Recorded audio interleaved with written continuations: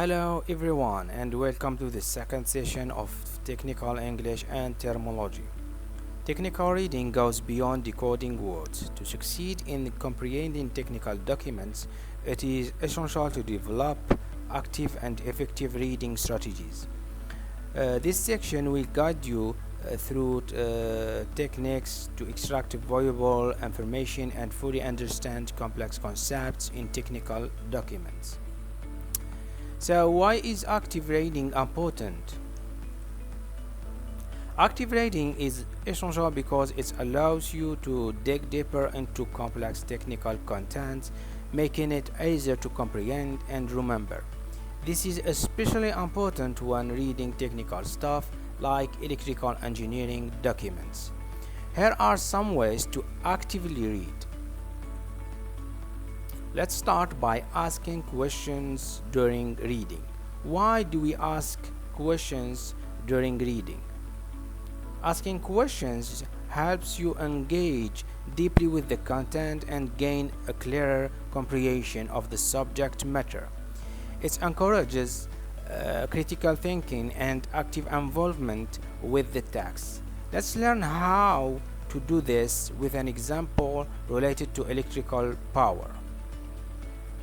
Imagine you are reading a passage from Home Improvement magazine about electrical appliances like TVs and electric kettles. You come across this information. The amount of current in amps required by an electrical appliance such as a TV or an electric kettle depends on the power of the appliance. This number expressed in watts will be marked somewhere on the appliance. To calculate the required current, simply take the wattage and divide it by the voltage of the electrical supply in your home, around 230 volts in most of Europe. Therefore, for an electric kettle with a power rating of 2000 watts, as specified by the manufacturer, the current required is 2000 watts divided into 230 volts equals 8,7 amps. Now let's ask some questions to better understand this. Let's start with why does the current required by an electrical appliance depend on its power? So understanding this connection is essential. So the second, what is the significance of watts when it comes to electrical appliances? It's important to know why wattage matters. Okay, so why is it important to calculate the required current for an appliance? Knowing the purpose behind this calculation can help us use appliance safely. So at the end, how do we calculate the current needed for an appliance using the formula mentioned?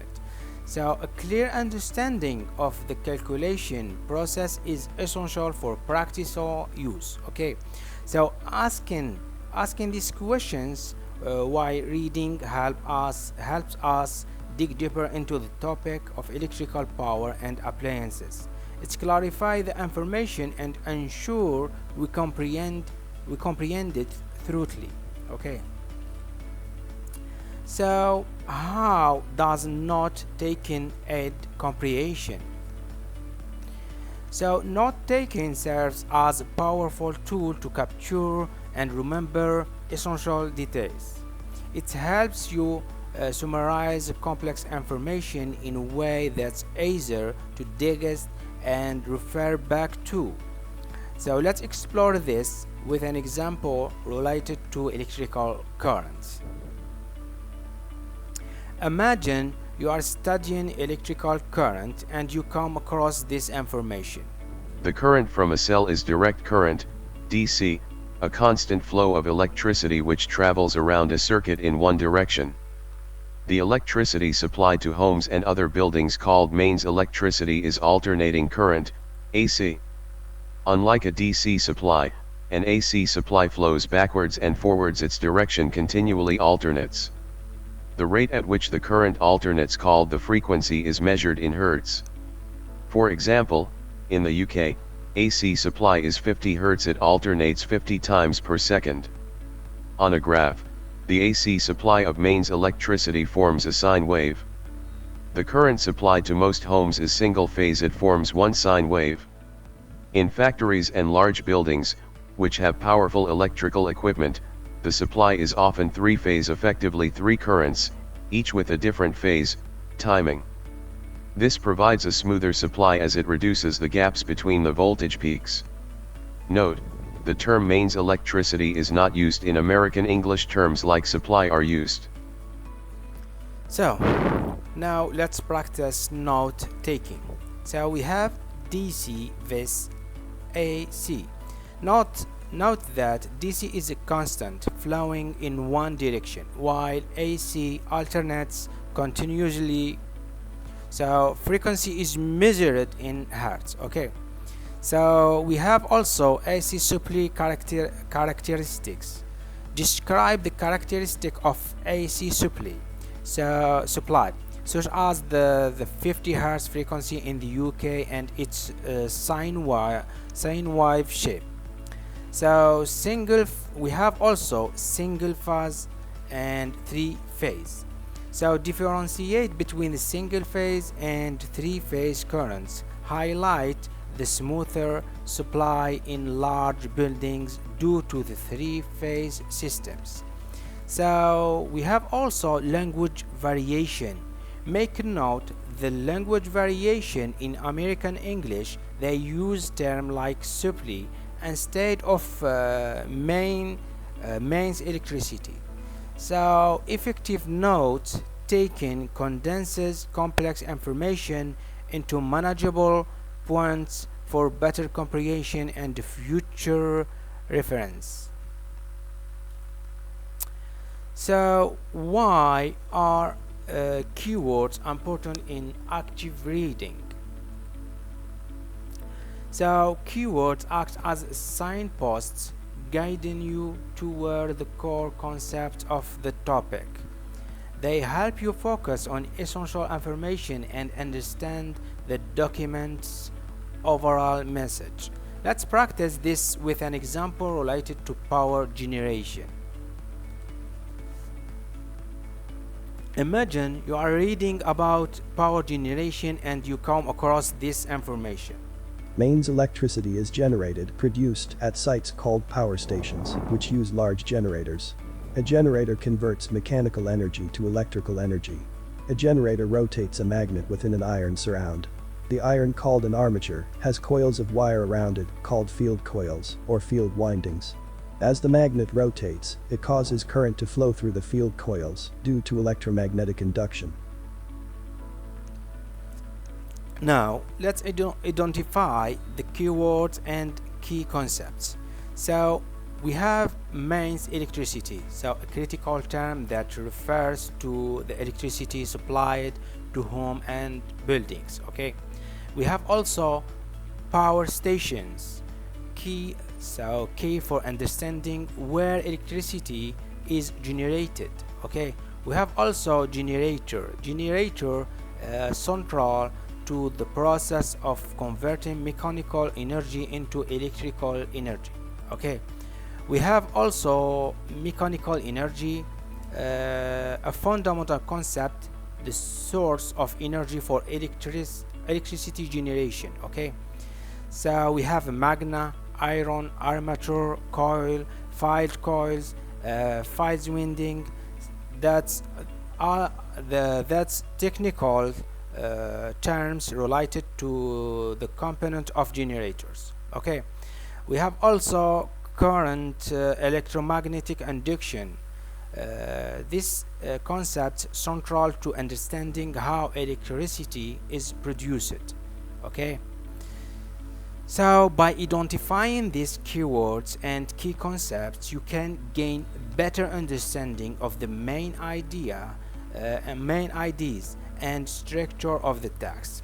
This scale is particularly valuable when reading technical documents in fields like renewable energy or power generation.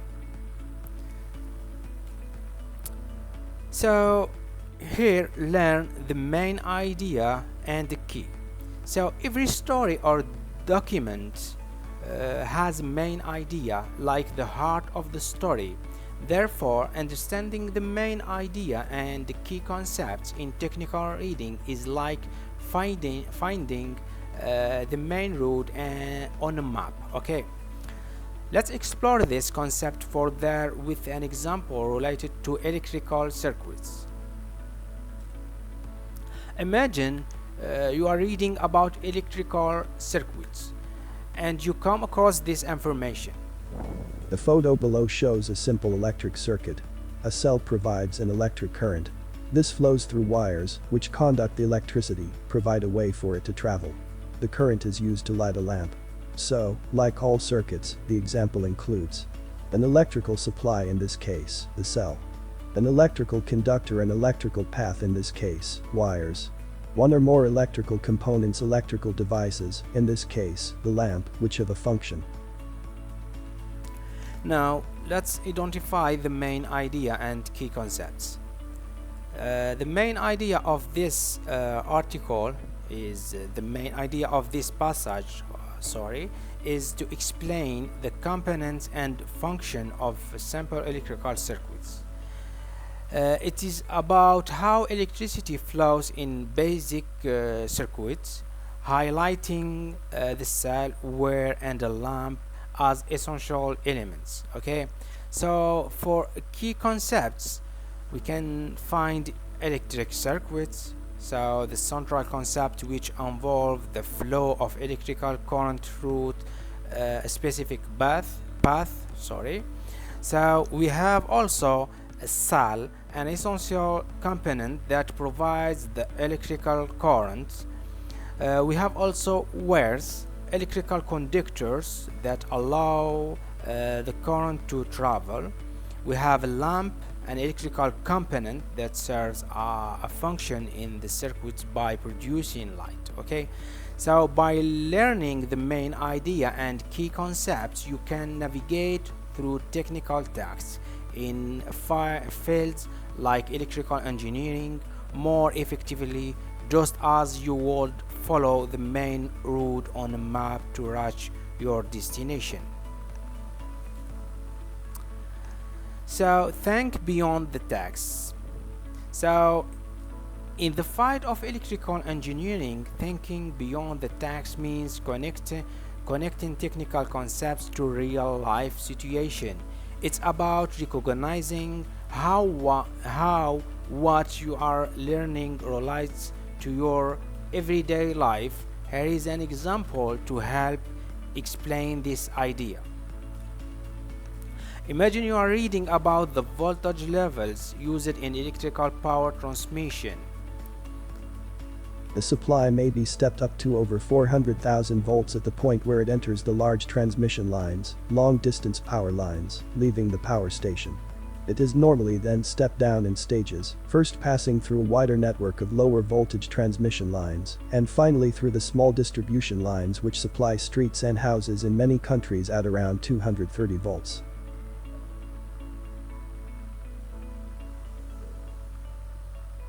Now, let's think beyond the text and connect this to a real-life scenario. High voltage transmission. Visualize the power station as a source of electricity and envision the voltage being stepped up to over 400,000 volts.